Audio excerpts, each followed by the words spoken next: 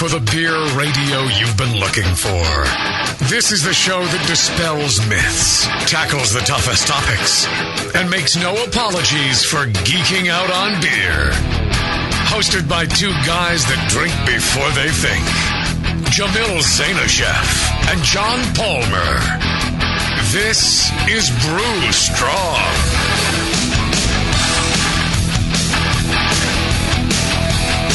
Hey, howdy, hey, my brewing brothers and sisters. We're back with Brew Strong. And, you know, I just realized something. That all the problems in the studio during the Jamil show with John Plisse as my co-host, I thought that he was the instigator of all that. Apparently it's me, because I was just bugging the hell out of John Palmer here, my co-host. I'm like, smacking him, grabbing a nipple, whatever I can. He's like, what the hell? Yeah. What's going on here? I didn't sign up for this. I'm glad to know it was all about John Plisse, not me. Well, no, apparently I'm a troublemaker. I'm screwing it up all the time. Yeah, and you have a thing for guys with JP as their initials, apparently. That's right. Apparently, here we have in the studio with us John, not John. I have a thing for Johns, yeah. And I have a thing for JP, and I have a thing for P. Yeah. And I also have a thing for my buddy Jason Petros, a good friend of mine, and a bit of an expert on wood aging, and that's what we're talking about, wood aging beers today. Jason just recently, he had an article in the May-June issue, 2008 issue of Zymergy, the magazine of the American Homebrewers Association. If you're not a member, go to the Brewing Network store and sign up. A little bit goes to the Brewing Network to help us bring you programming like this, and it really will do a lot good for you as well. It's a great magazine and great benefits, and also AHA looks out for homebrewers everywhere. And so JP is a bit of an expert on wood aging beers, and I read that article and I really enjoyed it. I thought it was very good, and did a great job of kind of introducing one to wood aging and kind of naming all the factors involved in wood aging. So we're going to get into that a bit here. The other day, every once in a while I have some people come over to my house. We're hanging out in the garage. We're trying different beers, and people bring beers, and we'll try some commercial beers or whatever happens to be on the taps that day. And the other day, Nick, a buddy of mine up from Folsom, I think he's up, and he comes. I've never been to his house. Oh no, he's up in Rancho Murrieta. He comes by my house every once in a while. And this last Friday, he came over and he brought some Rodenbach, and we were talking about the kind of the wood aspect of the oak in the Rodenbach, in these sour beers. And I happen to have, and Justin's tasted this. It's I won a barrel of beer, a wooden barrel of beer for the Ninkasi in 2007. Right. And we're there in Denver. We drained it all out one way or another. It was quite a mess. Everybody helped out. I was really pleased. I took it home. I immediately filled it with the only beer I had on hand, which in volume, which was a old stock ale from the 2004 NHC in Las Vegas. I had a couple of kegs of that left. I loaded up with that to keep it from drying out, right? Mm-hmm. But it was a brand new oak barrel. And we're talking like a year ago that I did this, right? Brand new oak barrel. It's only had one beer in it previously, and I filled it up with this stuff. And what size was it? I don't mean to cut you off. What size was it? 8 gallon. Oh. So a lot of surface area. If it was a really big barrel, you get less, surface to beer contact. The smaller the barrel, that's what JP's referring to, is the smaller the barrel, the more contact you're getting, so the more oak flavor you get. And if it's a new barrel, you get more flavor. And if it's American oak, you get even more flavor. So you imagine this has been sitting in there a year, and I also added some Rosalaire. I added some bugs, right, to kind of sour it up as well, because I like the sour beers. I'm thinking, this is going to be my sour beer barrel. Well, I pulled some off from time to time and tasted it, and it's it was pretty oaky, but we pulled some out and we were sampling it, and it's like 70 degrees. It's pretty warm because it was a real hot day. And the first thing I stick my nose in the glass, and I'm thinking, what this smells like is like Geppetto's crotch.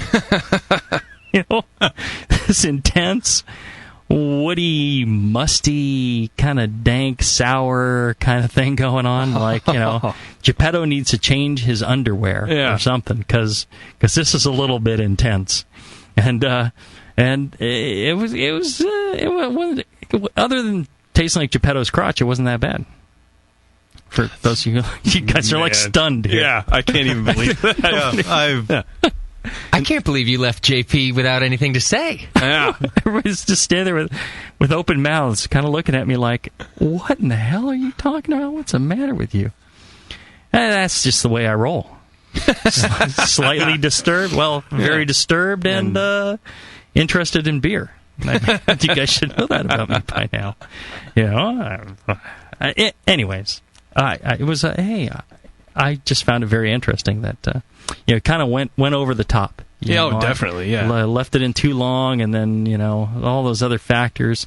I'm hoping there's some way of saving this beer. So maybe we'll get into that. Yeah. But JP, could you kind of a lot of people have been brewing for a while. They know what wood aging is. But if you're just starting out, it's really not that self-evident as to exactly what we're talking about.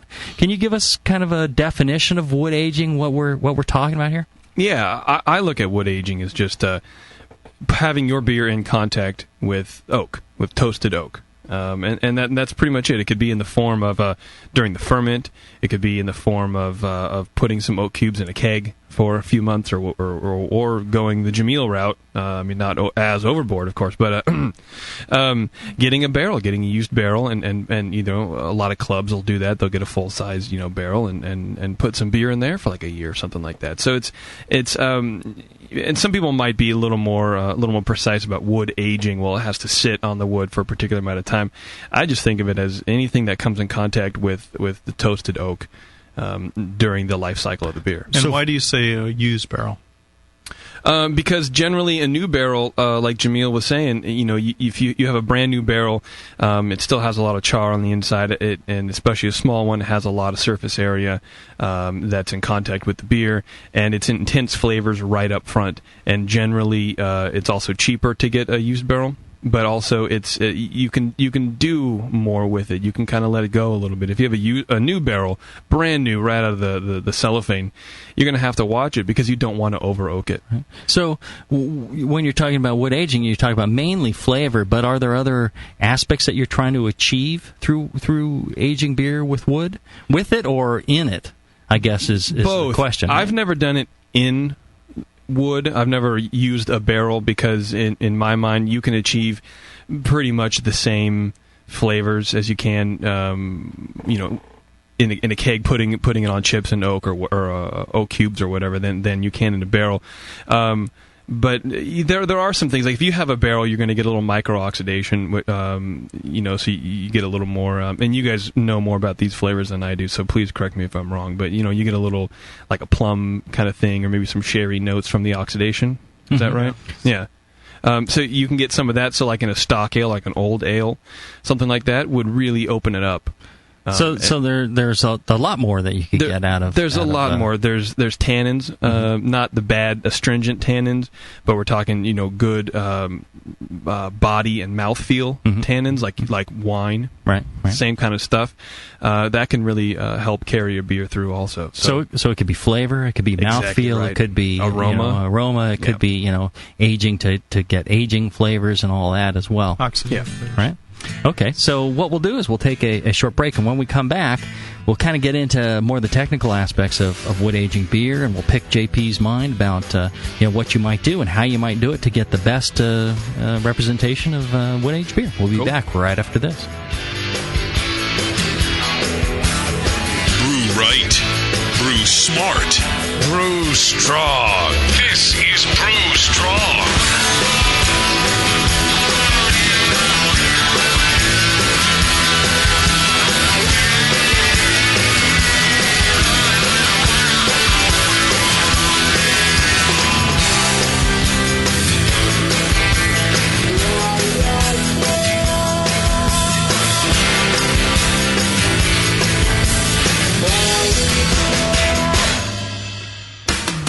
What's good for the earth, good for your body, and great for your brew?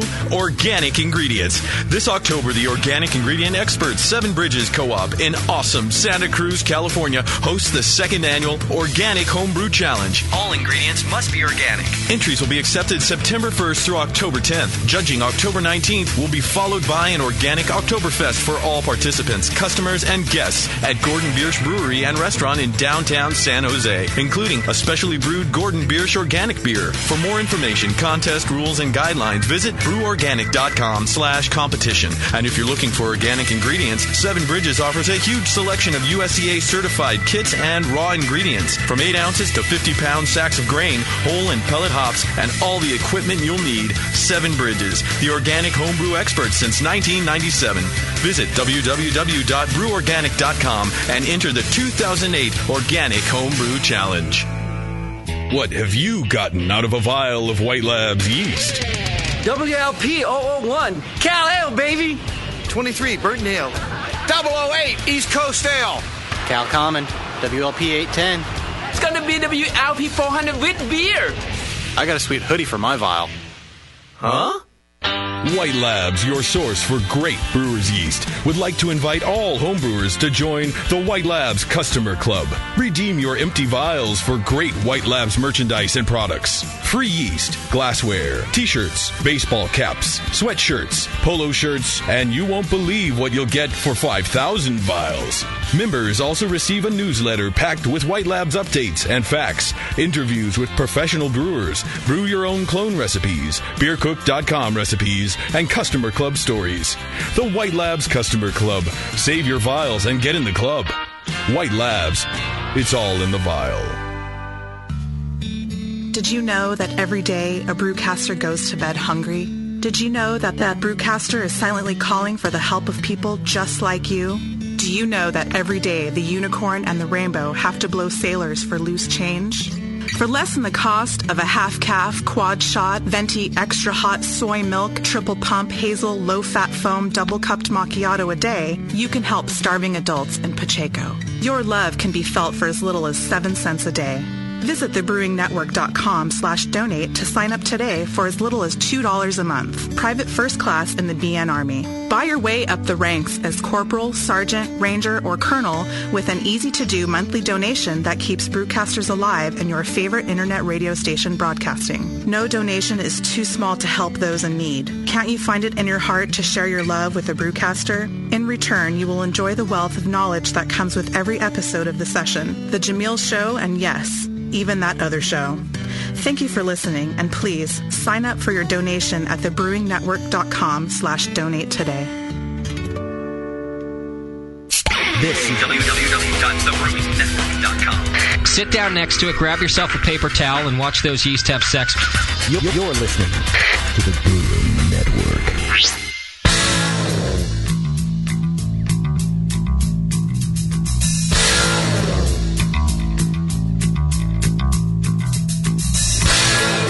Learning to brew has never been so disgusting.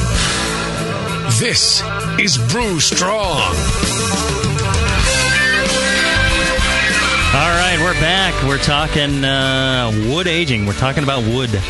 And, I think when I mentioned to my good friend here, John Palmer, about being co-host with me on this new show, I think he had no idea what he was getting himself in for. And when the mics are off, I don't know what happens around here. It's just it's the fact that we're all having such a good time that I think kind of makes things get a little out of hand in the studio, and that's why if you get at the NHC this year, the plan was to do a live show there, and we did, but unfortunately I wasn't there. And I think it would have been totally out of hand if I was there. Yeah. So we got to try and do another one at this year's NHC here in Oakland in 2009, June 2009. The AHA's National Homebrewer Conference is going to be in Oakland. I'm really looking forward to that. The Brewing Network's going to be there en masse and have a lot of entertaining things going on. So you want to show up for that one. And if you're not a member of the AHA, get yourself over to thebrewingnetwork.com. click on the store button, and you can sign up for memberships there. While you're at it, pick up a Brew Strong shirt. They're out of them right now, but by the time this is archived, maybe keep checking back. You get a chance of getting one of these bad boy shirts that both Palmer and I are wearing one. We should sign the shirt for the next printing. Yeah, there you go. I think we get ourselves a silver pen and a white pen and sign these bad boys. They come in black. And a wimpy other color, man. They're good looking. Make sure shirts. These are only in black, buddy. I'm wearing mine. Large sizes and black. That's right. Yeah. And here's the thing. All right. So here.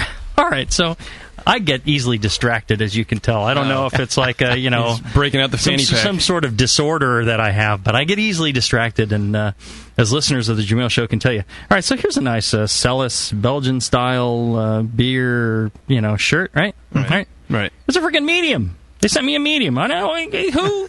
What beer guy can wear a medium-sized shirt? It was a giveaway that they got that they were just giving to you. That's a second gift. Yeah, you got re-gifted. You got re-gifted. But it's like when they ask for donations and the places kindly send things out, they look at the sizes of shirts that they're never ever going to sell. Yeah. And that's for beer geeks. Medium is not, don't even bother printing up a medium. When people ask for medium, just say, I'm sorry, we don't make those because beer people need at least a large. The little beer people need a large, and so you medium wearing folks, go ahead and do a large here. Right? Eat a hamburger.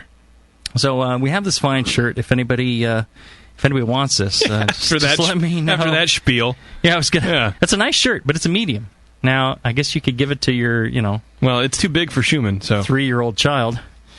But not going to work on this this mound of love right here, huh? Huh?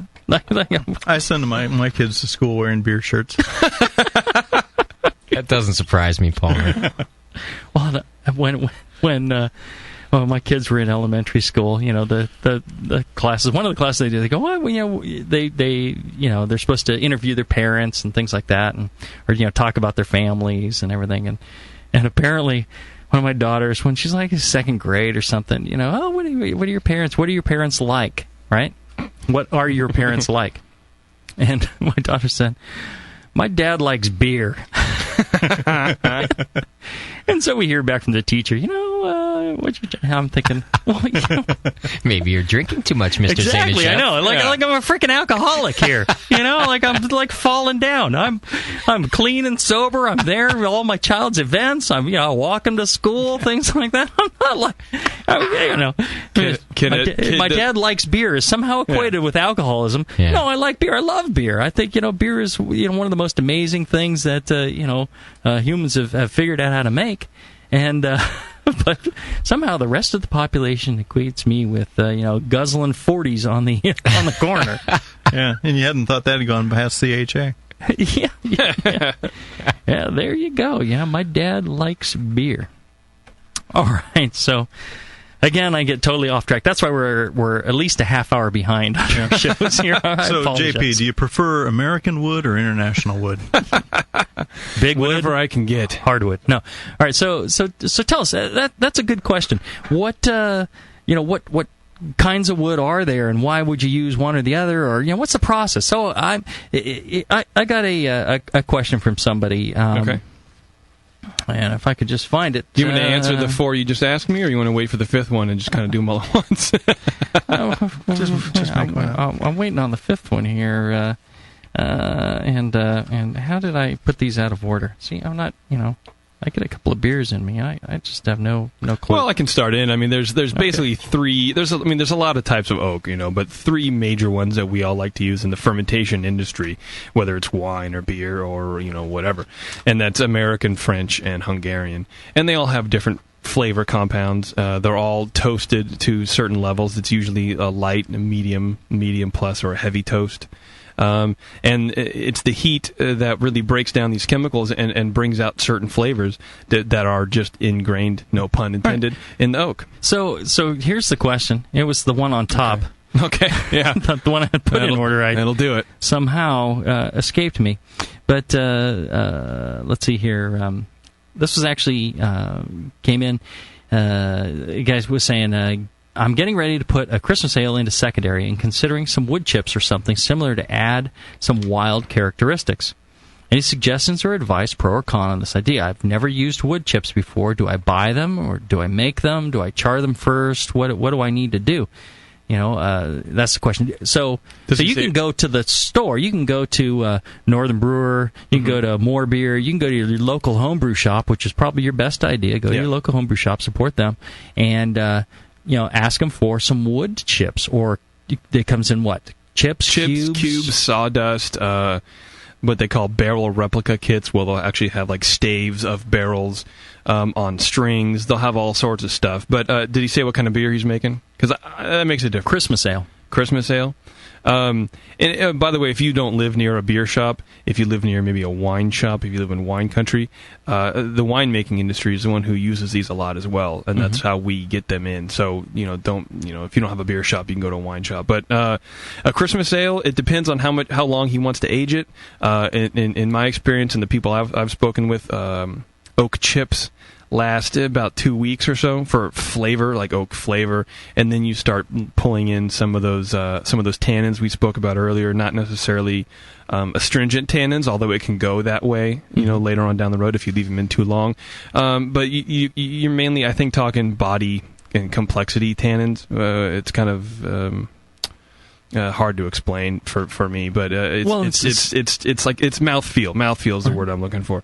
And then if you leave him in there, too long, 6 weeks or something like that, I think you start pulling in the astringency kind of thing, where it kind of like puckers your mouth. When you drink a wine, like a red wine, it kind of like dries out your palate, kind of like sharp. Well, and that can add to it's the same kind of thing. Dryness of the finish, and exactly depending on the beer, maybe that's a good thing, maybe it's a bad thing. And right. It could go either way, right?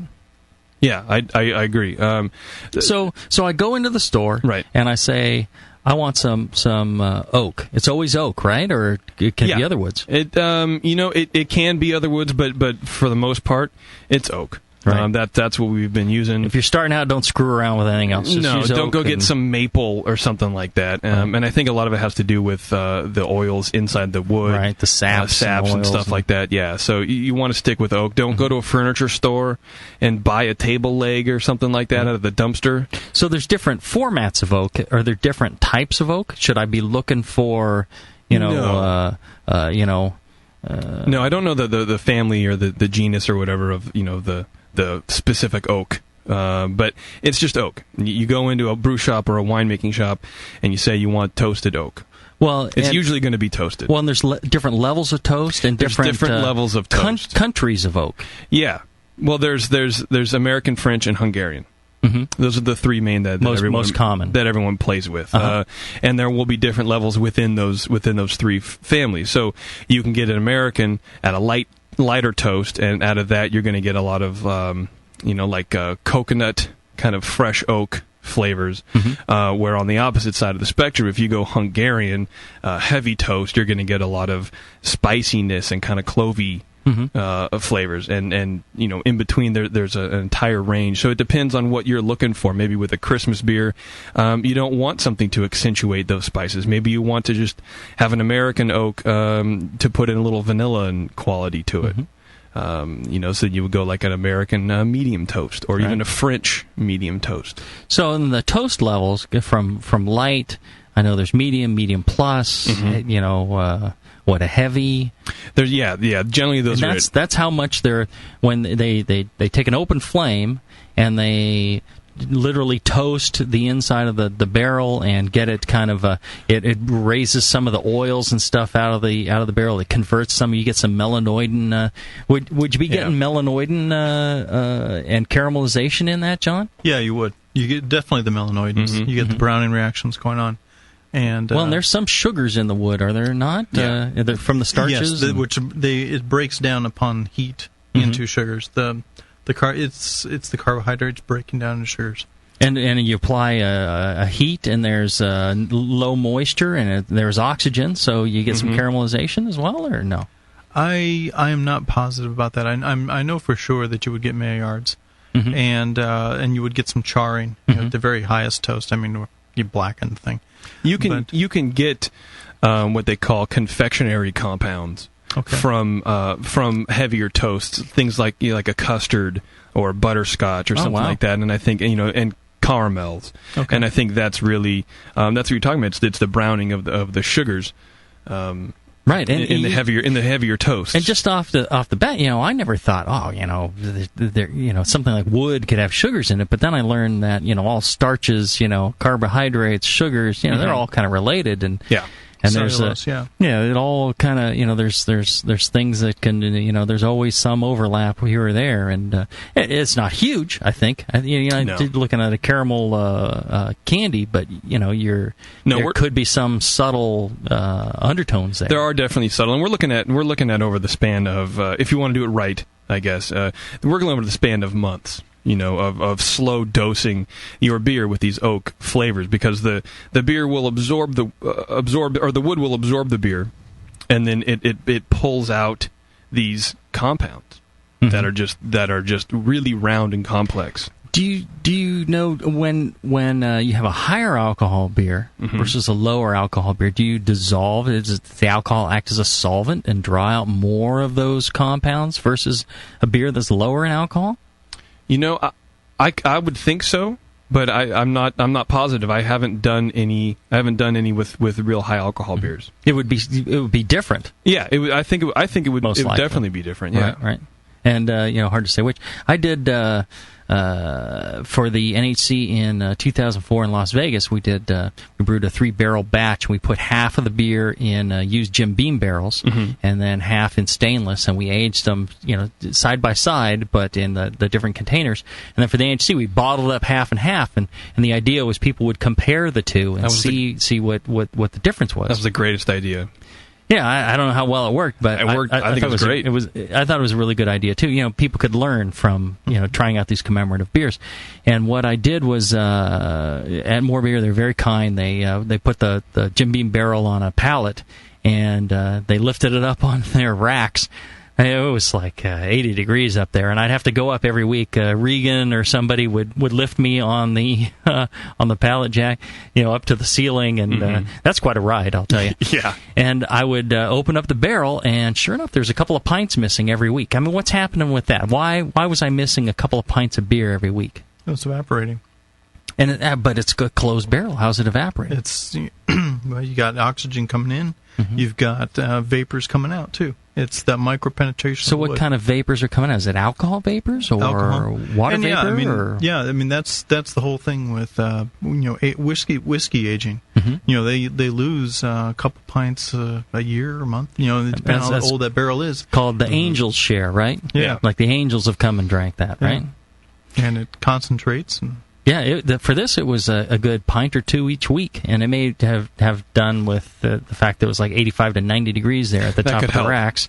But I would fill it from one of the stainless kegs. I'd top it up each week, and because when you're doing aging in a barrel, you don't want a big oxygen surface area, right? You want to keep that thing filled to the top. You definitely do, yeah. So if you get a barrel, you want to have like a 5-gallon keg. I think that's what you did, right? You had a 5-gallon keg or something for your top off. At that point, it's just like working in a winery, where you need top off wine to put back into the barrel to displace all that oxygen, or maybe it's CO2 so you need at that point. You need to plan for it. Exactly right. Yeah. You need to have some left over. You can't have a 30 gallon barrel and have 30 gallons of beer exactly and let it age for a year, because you're not going to get 30 back. Right, you're going to need a few gallons to do that. So maybe get yourself an extra 5 gallons set aside. And this was a 52-gallon barrel, and over the course of 6 months, I probably put a couple of gallons of beer into it. And it seemed to,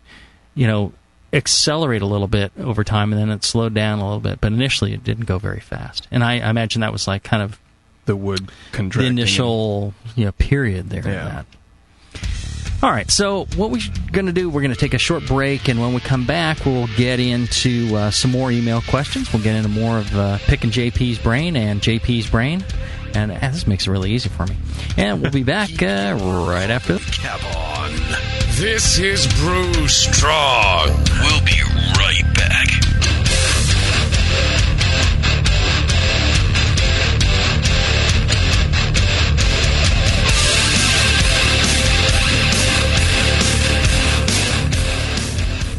Hi, I'm Sean O'Sullivan, the brewmaster and co-founder of the 21st Amendment Brewery and Restaurant in San Francisco. 6 years ago, Nico Freccia and I opened the 21st Amendment on 2nd Street with the intent of bringing back the local neighborhood brew pub. Well, the neighborhood has really changed over the years, but the 21st Amendment still remains a great place for people to meet over a terrific meal and a tasty pint of beer. In the past, the only way you could enjoy the 21st Amendment's handcrafted beers was at the brew pub. Well, all that has changed. Now, the 21st Amendment beers are available in cans. That's right, cans. When was the last time you had a great beer in a can? Well, that day has come. We're offering our world-famous Watermelon Wheat and 21A IPA in cans. Cans are a better package than glass because cans keep the beer fresher longer, but you can also take cans to places where bottles can't go, like the beach, lake, golf courses, and sporting events. So join us in the revolution to take back the can from the big breweries and crack open a cold 21A craft beer in a can. The 21st Amendment, 563 2nd Street in San Francisco, just 2 blocks from Giants Park. Oh, crap! It's the hop shortage! He's in the basement! Oh, please! My triple decocted Imperial Pilsner! It's all gone. We'll never brew again. Damn this hop shortage! Damn it to hell! Was ist los? Hop shortage? Who are you guys? Ich bin Doppelbock. Ich bin Kölsch. Und ich bin Münchner Helles. We don't need a lot of hops to be delectable. Now brew something malty. Use less hops, brew more beer. Northern Brewer has kits and ingredients for dozens of worldwide beer styles that don't require a lot of hops to make a great pint. Like the cool blonde Kolsch or the ponderously bottom-heavy Doppelbock. Keep drinking great beer. Order at northernbrewer.com and get flat rate $7.99 shipping anywhere in the contiguous U.S. 1 beer kit, $7.99 shipping. 1 million beer kits, $7.99 shipping. Together we can beat this hop shortage. Now get brewing! Live. Beer Radio. The Brewing Network. The Brewcasters. If you're just starting, don't be discouraged by all this stuff. It's so easy. Just throw it together. Put some sugar and some water and some yeast in there. Yeah. Beer. Brewing Network.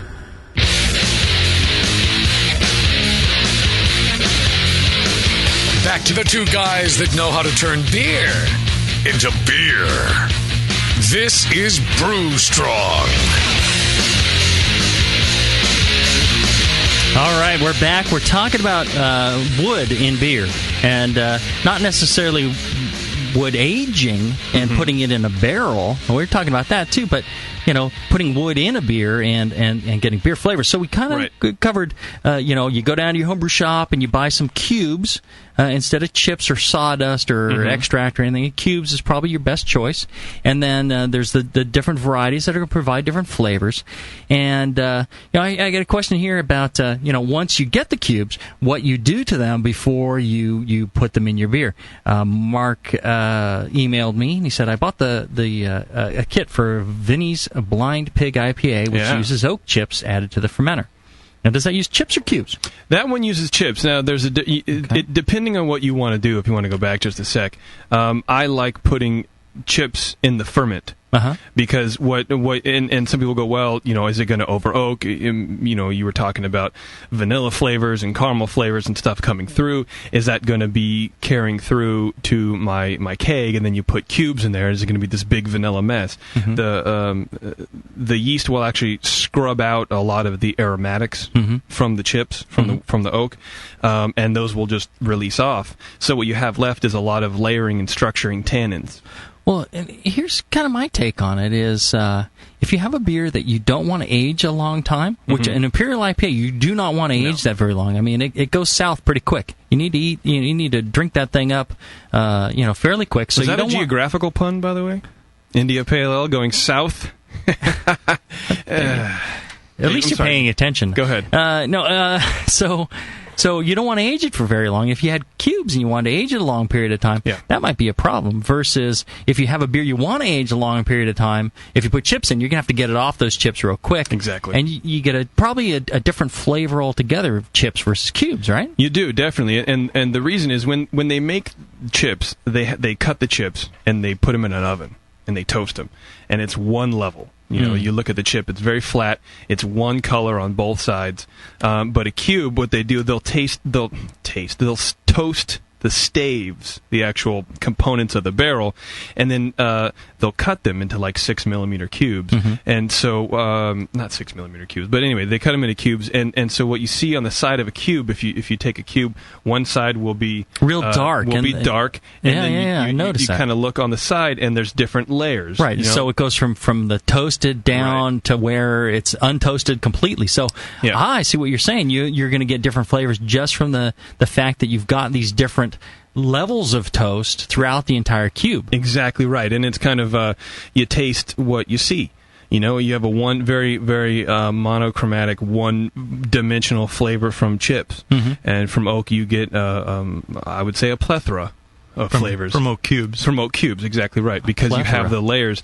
The wood, the beer penetrates the wood, and the deeper it goes, the more complex flavors it can pull out. So that My Big Word book you got him for Christmas, Justin, is paying off. I was watching The Three Amigos the other day. So. Plethora. No, all right, so getting back to Mark's email, he says, my beer had an off flavor, which leads me to believe I introduced a bug into my beer by dumping the oak chips straight from the packaging to the fermenter. It's possible. Should I have sanitized them first? If so, how? Soak in Star San, heat in the oven, boil. If I do sanitize them, I'm concerned about using the correct process to avoid killing the flavors they are supposed to impart. What do you suggest? I'm kind of on the fence on both of those things. I used to be of the opinion of I just threw them in. I've never had a problem that I could detect. You know, I always put that caveat on it that I'm not, my palate's not the best, so I've never had a problem that I know of.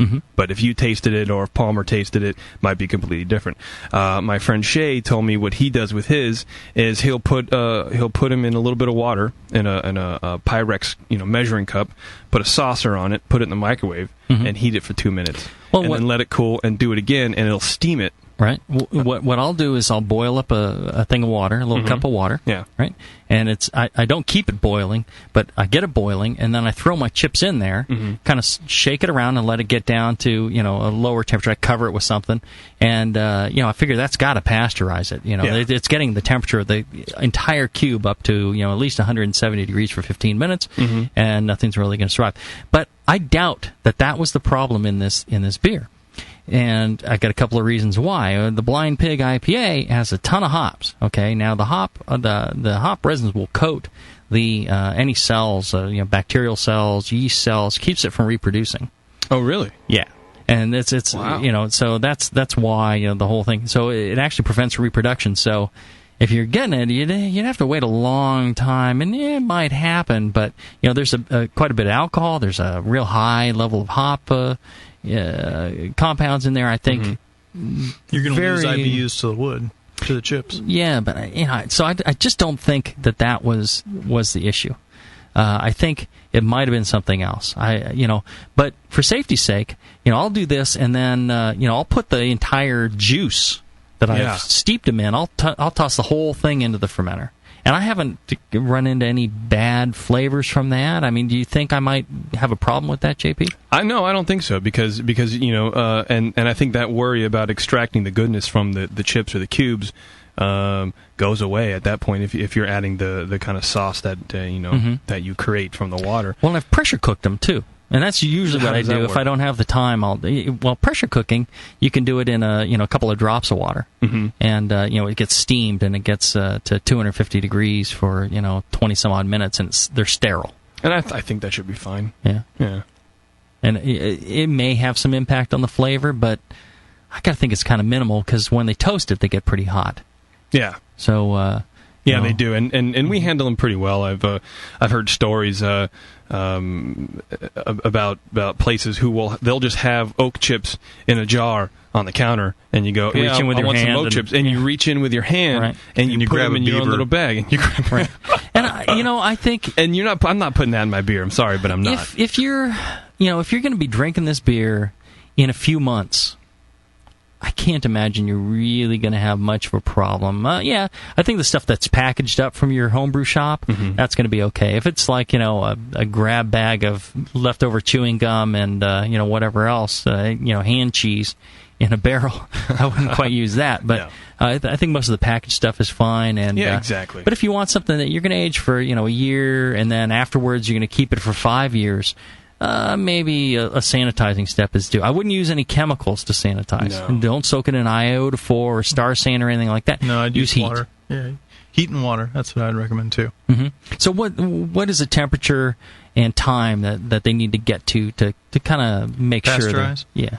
Well, as you said, 170 for 5 minutes, 180 for just a minute. Mm-hmm. That will sanitize. And even like 150, you can pasteurize something at 150. It takes longer, right? Right. It's a function of time and temperature. So the hotter the temperature, shorter the time, and vice versa. Mm-hmm. Now, what could have happened with this guy? He may have just gotten a hold of a Brett infection too. That's always a possibility with wood. Right. Brett will live in the wood. That's true. Yeah. And Brett will pretty much keep chugging away and outlast anything, but it takes a while for the Brett to really kind of get going, right? Mm-hmm. But that'll have a musty and phenolic character first at the beginning, which may be what he was detecting. Mm-hmm. Okay, and all right. So we've now figured out what to do to the oak before we add it. So we toss it in. How much oak do you toss into your given 5-gallon batch of beer? Well, as Chris White likes to say, it depends. What I like to use oak on for the most part is my oatmeal stout, and so I'll do. I'm just starting to put oak in the ferment, so I'll put half an ounce for 10 gallons, maybe an ounce for 10 gallons, and then this last time I put 2 ounces for 5 gallons. How many handfuls is that? I don't know. I think it's a tiny handful. I just used the pre-measured packs from work, so. But it's not much. It's really not much at all. Well, and the more oak you put in it, the shorter amount of time you need to start noticing flavor. But it's a different flavor. So if I was to put a pound of oak cubes in a 5-gallon batch of American Pale Ale, you would taste it really quick. And let's say after a day you pull the oak cubes out. Mm-hmm. Versus if I took an ounce and put that in the same Pale Ale, it'll take several weeks before I really notice a real oakiness, maybe, and it'll be a different kind of oakiness. Yeah, it'll be the stuff that you quickly get out of the oak versus the stuff that takes time for the beer to soak in. And to completely extract and marry throughout the beer, right? Exactly right. I find it takes 3 or 4 weeks till you really start. I mean, you can put it in a week later, you'll notice that there's something different in there. But I think it's just like with aging a beer normally. It takes some time for the flavors to kind of meld, and especially when you're dealing with oak cubes, to fully come out of the wood first. So I think you first notice these vanilla compounds, that kind of stuff, some soft caramels, and then you get deeper into the clove and the spice kind of things depending on the wood. The longer it kind of sits in there, and you also find the toasted coconut levels, and there's all sorts of funky stuff in there. But and the stuff that comes out first, it only just gets more defined as you let it go in there. Well, let's go over the amounts again. So you're saying like a half an ounce for 5 gallons or an ounce for 10 gallons of chips? Yeah, in the ferment. Okay, in the ferment. Or if you use cubes and if you use that after the primary, how would you do that? I put them in a keg. So in the keg. Yeah, so I'll rack my beer, and then I'll put the cubes in there. And about an ounce, or how much? Yeah, about an ounce. I've played around with it. I'm up to 2 ounces now, because what I really want to encourage, and what I really tried to encourage with the article was everything in moderation. I've had a lot of wood-aged beers and oaked beers that are just over the top oak. It's like bourbon oak, and then I guess there's a beer in the background somewhere. But I really like to try to find that kind of sweet spot in there. Yeah, exactly. So I started out with 1 ounce and played around with 5 months, 8 months, a year. Where does it come? Where does it stop? What's going on? And then this time I bumped it up to 2 ounces with a little bit of oak in the ferment. And I like that approach a lot. It's like the 1-2 punch of here's your good foundation, and then all your other aromatics and flavors are coming in from higher quality oaks. I think. And then you put that 2 ounces of cubes in the keg, and did you take them out after a time then? After a month? I haven't yet. I leave them in there because I'm at that stage where I'm still trying to figure out how long it takes. Like right now, I have an oatmeal stout that I brewed in February that's still on oak, and I have it hooked up to the in tap. August. Yeah. What's that? In August. Yeah, in August, exactly. So, and just seeing how everything kind of comes together, and I love it right now. I did a English barley wine similar, and I put oak an ounce of oak in a 5-gallon keg of English barley wine. I planned on leaving it in there a long time. Turns out I left it in there a little over a year and a half, 2 years. And at the end, the oak cubes were pretty much dissolved. I was surprised, because you wouldn't think it would completely break them down, but it broke them down pretty good. They were little rounded nubs. And he said little rounded nubs. And when I make myself It's the laugh. serious show, everybody. Yeah, no. Little rounded nubs. Justin's looking at me like I'm a crazy man. It was way over oaked, and it took a couple of years for it to finally kind of fall out. But now it's an award-winning beer, and it's taken 6-7 years, but it's beautiful. And Brian, he emailed me and he said, Jamil, I put about 2 ounces of medium toasted oak cubes in a Russian Imperial Stout, your recipe. From the Brewing Classic Styles book, which you can buy from the thebrewingnetwork.com. Go to the store, you get a signed copy. A couple of weeks ago, I definitely tasted oak. A couple of weeks ago, he put the 2 ounces in. I definitely taste the oak character now at a level I find very pleasing. The beer itself is pretty young, and I plan on aging it at least 6 months before consumption. Does wood character dissipate over time or remain fairly stable? If it's stable, I'm leaning towards racking it off the wood now. If it lessens, then I should probably let it sit on the wood a bit longer. What do you suggest? Thanks in advance for your input.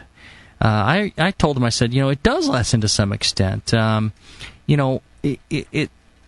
It takes quite a while for it to drop out, so I wouldn't go nuts on overdoing this, but I suggested to him he push it a little bit more, because if you want to wait a year to drink the beer, it will drop a little bit, and so you need to kind of goose it up a little bit. What do you guys say? That sounds good to me. Yeah, I think so too. And if you want some of those characters to bind in the beer, put a little bit in the ferment. Some of those compounds will actually bind up in the beer, much like they do with wine, to create that kind of base flavor of the oak. And I don't know how much it'll dissipate, but you could even stop right now, depending on how you're doing your aging. And if you find it's dissipating to where you don't like it, put more oak in it. Well, and again, you can always do it again. You can't fix it. An ounce of medium toast French left in for a year and a half, it's taken about 4 years for it to dissipate. Yeah. So it does eventually, drop down. But again, it's got a nice oak to it. So yeah, I think go a bit more, but depending on how don't much. go nuts. No. And you could always add more to it later. Except once it's in bottles, it's kind of hard to open up and toss another cube. I don't know. That's what I'm saying. It depends on how you're aging it, and for how long you want to. You know what I mean? If it's something you want to keep around for years and years and see how long you can do it, then yeah, that's right. That's great. Yeah. Our home brew club did a oak barrel experiment with the brown ale, and we had it in the barrel as a full size 50-gallon barrel, and it was a used barrel, but within 3 weeks it had all the oak character for a brown ale we would want. We left it in there another month before we divvied it up into the club. Everybody brought a corny and took some away, and by that time the oak character was too strong. It was too it made the brown ale too tannic. Right. But I suspect that now that it's off the oak, if we let that sit, for another few months. So I think there's a balancing act there. There definitely is. Where, if you add too little oak and you leave it in there for a long period of time, you can get too much tannins, like JP was talking about. Yeah. If you put too much oak in, you don't quite get the right complexity of flavors before it becomes overwhelming. What you want is kind of middle of the road, where you're getting the complex flavors, you're not extracting excessive tannins, and the beer's not overaging. And so that's going to vary with each different beer. Personally, I start with an ounce or 2 ounce almost always in any beer that I'm doing. Am I wrong in that? No. Is that like a good guideline to start with? That's a great guideline, yeah. And cubes. Yeah.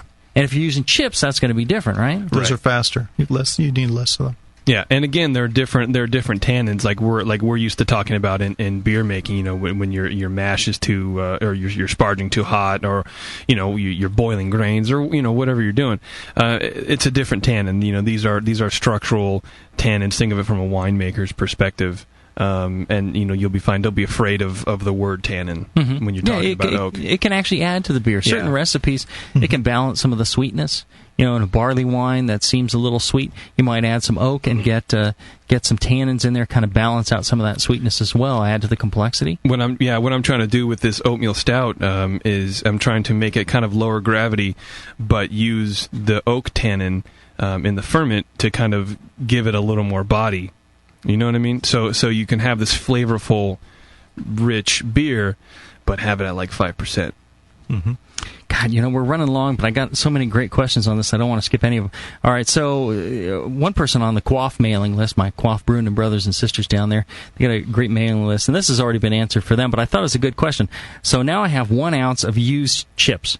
I'd like to preserve this for the next 1 gallon batch of cider he was doing. How do I preserve the chips for a few weeks? I don't want them to get moldy. That's a great question. Freeze them. Freeze them? Yeah, right. Store them in vodka, maybe? Now, if there's moisture pasteurize them in the wood, would freezing them affect it at all? Well, it might. Well, it will. You may crack them, but but that should. But that might actually help it. Yeah, but you're not going to change the character, and I guess not necessarily for this case, but if you're trying to go for the same character that you had, freezing them will preserve that same character. Whereas if you put them in vodka. Unless it'll start extracting stuff. It'll start extracting stuff, and the alcohol. And I think going back to what you said earlier, a high alcohol beer versus a lower alcohol beer. Different compounds have different solubilities and different kinds of solvents. Water being a very polar solvent, alcohol being a less polar solvent, it's going to extract different things. So, depending, if you store them in water, if you boil them to preserve them, you're going to end up kind of changing that character of the oak. Is that a good thing or a bad thing? It's going to depend on the beer and what you're trying to do. But I think if you're trying to preserve them as is, freezing is probably your best bet. Okay. Andrew asked, he said, I recently acquired an old French oak barrel from the Behringer winery. It's completely dried out, and the hoops in the top and the bottom are loose. I was curious, where I go for barrel restoration and all that, and how do I get this thing usable? Sounds like a good planner. Right. Yeah. First off, don't acquire a barrel where everything's loose and falling apart. Yeah. If you get one for free, fill it up with boiling water and make it swell, and the staves will swell, and it may seal up. If not, you need to go to a place like Barrels Unlimited, or some cooperage where they can go ahead and rebuild it, but it's going to be more expensive than just going to some places like Barrels Unlimited to start with, or your local homebrew shop, and having them acquire you a used barrel that's tight to start with. At least that's my experience. Along the same lines, I've gotten people asking me, how do I sanitize a barrel? I've acquired a barrel. It's a used this barrel or that barrel, and I want to use it for my beer. How do I sanitize it? Now, we know our good friend Gordon Strong and an acquaintance of his, they lit a sulfur stick and put it in a whiskey barrel, and the fumes exploded, right? Nearly killed him, right? Yeah, blew it apart. And put him in the hospital. So be very careful of using fire anywhere, right? Yeah. What I've done is I'll take my brewing system, I'll heat up some water, get some water boiling, and generally you don't want to use boiling water in a barrel unless it's in real bad shape. There's a temperature limit. I think on the More Beer site they have a document that kind of lists the temperatures you want to use in your various barrels, I think it's and that you don't want to exceed. And the morewinemaking.com. Right, there you go. And so what I'll do is I'll boil up some water, and I'll mix it with tap water, which is cooler, and to get me kind of in that target temperature range. And you fill it up with this warm water or slightly hot water, and it will help the barrel staves swell, and it'll also kind of pasteurize the barrel at the same time. So you can do that. You can also use there's chemical methods, which is essentially some acids and some sulfiting compounds, right? Yeah. A lot of wineries are using, and some breweries now that do barrels are using ozone. They'll have an ozone machine, so they will fill it with water and put this ozone generator wand in there, and it will sterilize the water and does whatever ozone does. But hydrogen peroxide, you could add hydrogen peroxide to that barrel. Yeah. So generally, so a billion little 99-cent brown bottles. Yeah, you swish it around in there. Yeah, and sniff the bung. To quote Doc, because if that smells rancid or vinegary, don't waste your time. I bathe the water. Bung is clean. Yeah. Don't even waste your time because it's infected, and you might as well just cut it into a planter bin now because like you said, don't just get any used barrel that's been sitting out in a yard for a year. Wineries take very good care of their barrels. They make sure the humidity level has to be right, so they're not drying out. And you got to keep liquid in these things. Yeah, you do. That's why as soon as you get a barrel, fill it with beer or water or some sort of storage solution, and you got to keep it moist all the time. If you let it dry out, then you're in the it can become useless. Exactly. One little word on pasteurization. You need to be at least 100. Pasteur. Yeah, you need to be at least 140 degrees for a long time. It'd be better if you're at 160 degrees for 15 minutes, half hour. Right. If you're looking to heat pasteurize the barrel. Those batches that we did for the NHC 2004, they're still perfectly clean. There's no funkiness whatsoever. I heat sanitize those barrels, and then we fill them up, and no contaminants here. 4 years later, it's still perfectly good. One more question before we go to another break and get to the live chat. George, he says, I'm a big fan of your podcast show on the BN. He's talking about the Jamil show. And I've learned a lot from you in the past few months. Your show on wood aging was perfect timing. We did a wood aging show there, too. If you're interested in wood aging, you go to the thebrewingnetwork.com, go to the Jamil show page, and scroll down through the list of shows. There's almost 70 or so shows there right now. And one of them was on wood aging. And he says, I've been planning on brewing an IPA and using oak chips to add another dimension to the beer. Which is fine. That makes sense. He says, I'm very pleased with my current IPA recipe. I want to experiment with oak, as the traditional IPAs were shipped off to India in oak barrels. And this is a common misconception, that because brewers shipped beers in oak barrels, that they should have oak flavors when you're doing something historic beer. That's not quite true, because the barrels were lined with pitch. So, John, tell us, what did the brewers do to the barrels to keep them from... They did this on purpose to keep them from getting oak flavor, right? Yeah, they did. They coated them in pitch, a very clean pitch. Brewer's pitch. Yeah, they called it tar, right? Is that what you're talking about? What? Well, it is a pine tree type resin, okay. But it's a pitch. It's or like a... Make it more watertight, right? And it acted like a shellac layer, on the inside of the barrel. Mm-hmm. And if you watch Michael Jackson's Beer Hunter series, he talked about the Coopers at Pilsner Urquell, where they had the Coopers reseasoning the barrels and repitching the barrels to keep them watertight and waterproof, because they felt that oak flavor in their beers didn't belong. It was a fault, right? Right. It was a fault that they didn't want in the beer. All right, so let's take a short break, and when we come back, we're going to get to the questions in the live chat room. If you're listening, you can click that chat now button and join in with the rest of the like-minded individuals and chat about the topic we're discussing today. We'll be back right after this. Right. Brew smart. Brew strong. This is Brew Strong.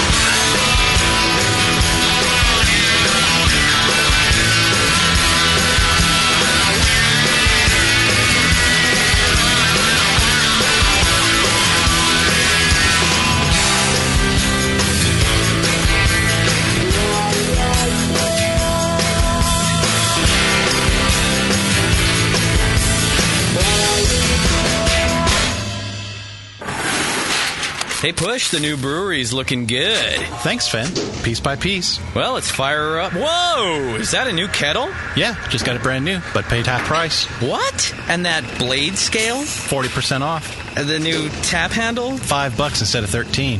Got a new regulator for the brew stand, too, but $5 instead of 25. Dude, where are you stealing all this stuff from? Where else? The More Beer deal of the day.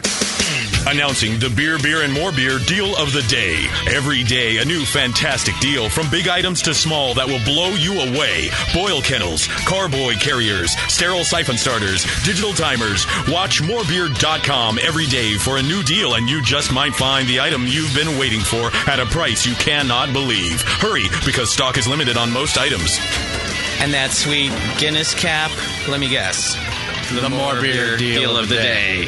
Yeah, I knew it. Come on, let's brew something. Find the More Beer deal of the day at morebeer.com. Celebrity voices impersonated. Attention homebrew shop owners. At Fermentap, they know you're tired of buying the same old gear that everyone else has. That's why Fermentap offers the newest and most cutting-edge brewing equipment known to man. Since 1998, Fermentap has been leading the fight against the boring and mundane by offering strange, unique, and just plain smart equipment. Like their stainless stone false bottoms. Never deal with the floating plastic hassle of other false bottoms again. And since they're made from stainless steel, they'll last a lifetime. Fermentap's line of copper wort chillers are the best on the market, designed to cool your wort faster and more efficiently than other immersion chillers.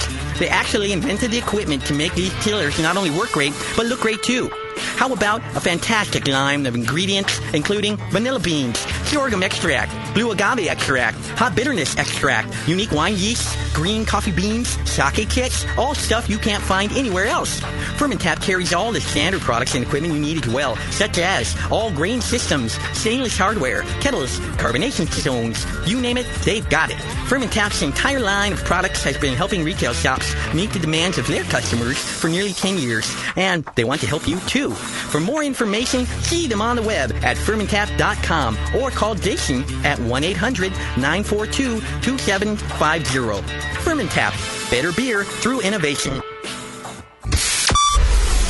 You're listening to the Brewing Network.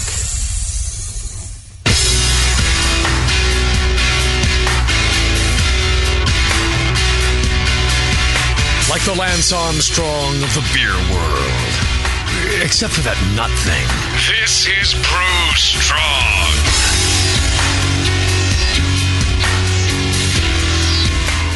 All right, we're back. We're talking wood aging, wood flavor. Would you do what you do so well? You know, I brought in a little short keg of robust porter. We're serving it on the urinal over here in the studios. And actually, it's the right. famous Black Widow Porter, isn't it? It's the Black Widow Porter from Brewing Classic Styles. If you don't have a copy of Brewing Classic Styles, go to the brewingnetwork.com, go to the store, you can get yourself a signed copy in there. It's help support the Brewing Network, and it's a pretty darn good book, I think. Yeah, go to your local homebrew shop. They should have it. Local homebrew shop. That's absolutely correct. Always support your local homebrew shop, because without them, we would not be getting new brewers into homebrewing, and homebrewing would go south. So always support your shop, and they're always there for you when Australia. When you need something, or India. You know. That's right. And a lot of those guys start out as homebrewers too. So That's you don't want to. Don't want to abuse those guys. All right, so you can actually listen live to the show, and if you're listening on the podcast, we post the show times on the main website there, thebrewingnetwork.com. And while you're listening, there's a chat now button. You can go in. You don't need to fill out any password or anything. Just type your name or whatever screen name you want to use and hit enter, and go in. And then there's a bunch of other people in there that are like-minded. They're interested in the show, interested in brewing, and you can chat with them. You can chat with the moderator. Justin is monitoring that, and he will kind of gather your questions. If you don't understand something we've said during the show, or need some clarification or something we neglected to cover, that's how you get that asked, and we'll answer your questions live. It's one of the great things about doing a live show, the listener interaction. So, Justin, what do we have now? I have a question of who just refreshed their underarm deodorant. Not me. What do you mean? And all of a sudden, it smells like cucumbers and melons. Oh. JP washed his hands. That's unusual. I washed my hands with Schumann's Fufu Bed Bath & Beyond. He does go to like the It's not even the Bed Bath & Beyond. It's Body the place Works. in the mall, the Bath and Body Works, to get his hand soap. Oh, that's what it is. Well, see, this goes to prove what I've said about Justin's abilities to detect flavors and aroma. It's spectacular. From across the room. Yeah. He has an excellent nose and palate. Only if they're related to cleaning products. It's true. I can smell nothing but if it's similar to hand sanitizer, he starts getting a chubby, and yeah. That's how he knows. There are things I like. The chat room did have some questions, and I should point out, of course, that it was nothing but wood jokes all show long. Most of them related to JP. Yeah, of course. JP really knows his wood. Oh, that's a good one. I thought JP was a master on mouth wood. JP's wood is penetrating this. It was all the whole literally every other post. One of the dangers of having JP as a guest host is his reputation precedes him. It doesn't matter how much he knows on a topic. Right. The reputation. He'd be like, launching space shuttles on Thursday, and he wants to talk about rocket fuel, and people go, rocket fuel! Is that a rocket in your pocket? You have experience with cylinders launching them? Yeah, JP could like cure cancer, and they go, colon cancer. With his flesh needle. Can't get away from it. All right, we did have some good questions coming through there. Now, you talked a little bit about the difference between cubes and chips, and this came up a lot of times in the chat. So people want to know the difference in why you would use cubes and chips, and I personally want you to clarify where you use them, either in fermentation or soaking them, because I heard you talking about that. It sounded to me like you said you would use chips in fermentation, right, but cubes in soaking, in aging. In aging, yeah. Well, okay. So basically, if you're going to be aging your beer, I would recommend using cubes because, like I was saying in an earlier segment, the heat. There's more surface area for the heat to penetrate, or not. I guess not even surface area. It's just area, right?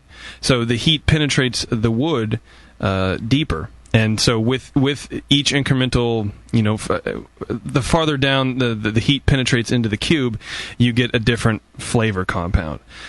Just the chemical reaction of the heat and the sugars in the wood, it just kind of changes everything. So you get a wider range of flavors and aromatics with cubes than you would with chips, because chips are flat, very one-dimensional, same color on both sides. There's not a whole lot of places to go with it. So the heat kind of penetrates all the way through the chip, whereas the wood, the cubes, they're firing up from one side, and it's protected on the other side, and so it kind of goes through instead of all around. Exactly. You get a gradient, you get a different variation in flavors. If you got a sample of each, it's very evident as to what's going on. Yeah, exactly. If you go to any site, I think Northern Brewer has pictures, but I know More Beer has pictures of oak cubes, and you look at them and you see them right there. It's like you're in the mountains or the desert or whatever. And you see a canyon, and the dirt levels are kind of just evident. It looks like that. Stratification. Exactly right. It's just like that. So if we were to generalize,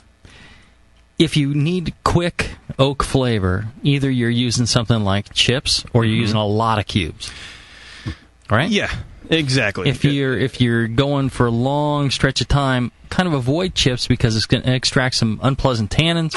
Maybe cubes are better over a long period of time. And that's kind of maybe the breakdown. Yeah, it's what kind of beer and how long you're going to be aging it for. Like if you like the guy who was talking about he wants a little IPA, a little oak on there. I would do chips for like a week. Yeah, because IPA you got to drink them fast. Yeah, well, and there's a lot of other nice little flavors in there, and the oak will balance that out. I would do like American oak. Because it has kind of lighter, softer flavors. A little vanilla might, in there might be pretty good. You could do a little French in there too. You could do a blend, whatever. A little French. He said you can do a little French, but I wouldn't do cubes because there's no point. I mean, you're putting them in there for 2 weeks. Then you're compromising the freshness of the beer. I think at that point. Okay. If you want to put them in there longer. You may prefer a big Hungarian. Who doesn't? Nah, not me. Oh man. All right, how about oak infusion spirals? Which it's a new product, right? It's relatively new, yeah. So it's just a long spiral, maybe a couple feet long or a foot and a half or something, of just a spiral. And what those are really for, they're just they're called barrel replica kits. All right. So they're pretty much for wineries who, after a certain amount of time, a barrel will, what they say is go neutral. They'll, you get a new barrel. And it's really intense. The next year you use it in winemaking. It's not so intense, but it's still pretty good. And there's a progression to a certain point. I want to say the oak runs out of 5 flavor. years, yeah, or something like that. You extract what you're going to get out of it, and they deem that as going neutral. But barrels are so expensive that these companies have come up with ways like chips and cubes and staves and these oak infusion spirals that you can put in the same barrel, so you don't have to buy a new barrel, but you still get a decent amount of oak flavor in them. To get the flavor, but you're still getting the evaporation and oxidation that you get from the barrel itself. Yeah, right. Exactly. Okay. So this person just wants to know how to use it, or well, just was asking about experience with them, and I don't have any experience with them. Be careful, don't get It's probably cheaper and more effective to use cubes, and easier to use cubes, and easier to store it in between runs, and more consistent because the spiral is going to kind of you're going to have to store it, and it's going to change over time. The more you use it, the more it's going to. It's more for full-size winemaking barrels, things that'll be in there for a year or something like that. I wouldn't really, I would just go with cubes. Okay. I think I first heard about it over on, I think it was the More Beer forum. But this is one of those products, as with a lot of new products, just search your favorite forums and you'll find people that are trying them out for the first time and reporting about it. Just do a search for oak infusion spirals. Okay, and then the last question that came through from the chat. Actually, no, I've got two more. This one was about sanitizing your cubes in, say, whiskey or bourbon. A lot of people are soaking them for the flavor anyway. Yeah. So is that a way to sanitize them rather than the steaming that you guys were talking about? No, because you need a higher alcohol percentage to kill anything in there than would be in with like a whiskey or a bourbon or something like that. Okay. But I do recommend experimenting along those lines. Let them soak.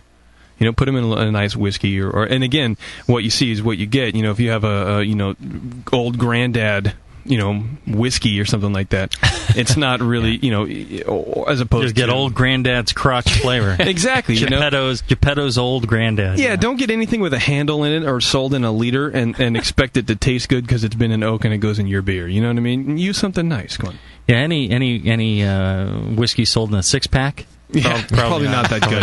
6-pack of canned whiskey? Yeah. Anything including a funnel, just stay away from.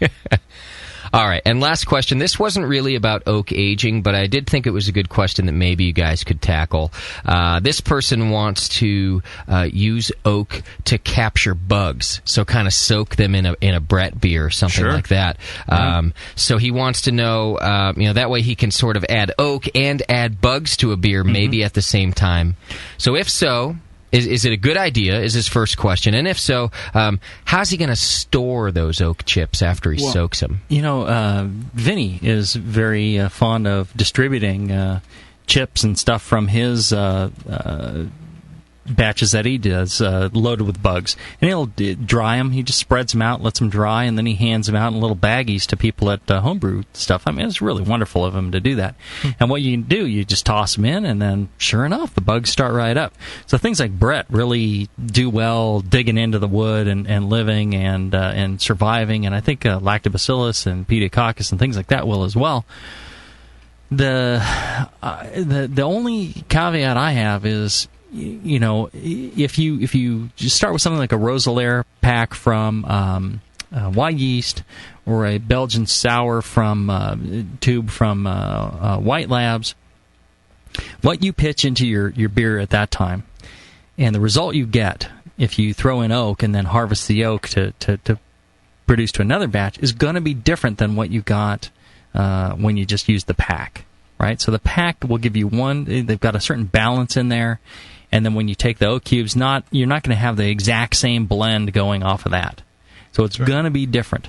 It's still a very fun way to, experiment with beer. If you've got beer to experiment with, I would definitely do it. And what you do is just, after you've racked the beer, you lay those cubes out and let them dry. I would not heat them up, because you heat them up, you're going to start killing things. But put them in protective and let them try and air them out. Turn them over a few times so they can dry properly. You don't want to store them wet. If you do store them wet, like John was saying, put them in the freezer. Although that can kill some stuff, but I think you still be all right. Most stuff isn't gonna die being frozen. All right, that's it from the BN Army in the chat room. Like Jamil said, make sure you join the chat when we do these. We'll be posting the shows well in advance from here on out. This was our first launch of the show, Brew Strong Weekend. So come on, join the chat when we do these in the future. You can ask your own questions. Great. So, anything to recap, JP, on wood? Anything you think the listeners should know? Try it, definitely. If you haven't done it, do it. Don't go overboard. You can always add more. You can't take away unless you blend. And just have fun with it. There's a myriad of choices, and flavors that you can do blending together. Light toast American, heavy toast Hungarian, stuff in the ferment, stuff in the secondary, whatever you want to do. Have fun with it. Just, watch out. Don't go overboard. And maybe if you've got a 5-gallon batch, you could split it. Do half on oak, half without, right? Exactly right. Good way to do it.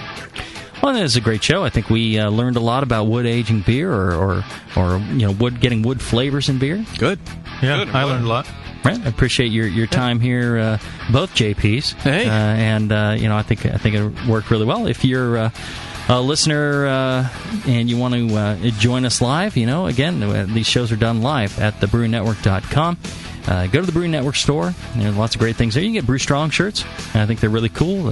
Real simple, something you can wear anywhere that nothing offensive on it, as you might find occasionally in some of the programming here when I get out of control. And what else? Thanks for having me. Yeah, I appreciate it. It was a good time. I'm having a great time with this. This is our 4th episode now. It's a good show, and I think we're having a blast. I'm having fun with it. At first I didn't know because I wasn't involved in it, but now that I'm involved in it, it's my stamp of approval. Well, we became desperate and needed somebody to fill the chair. And, Good answer. Good evening, friends. All right, we'll see you later. Brew Strong.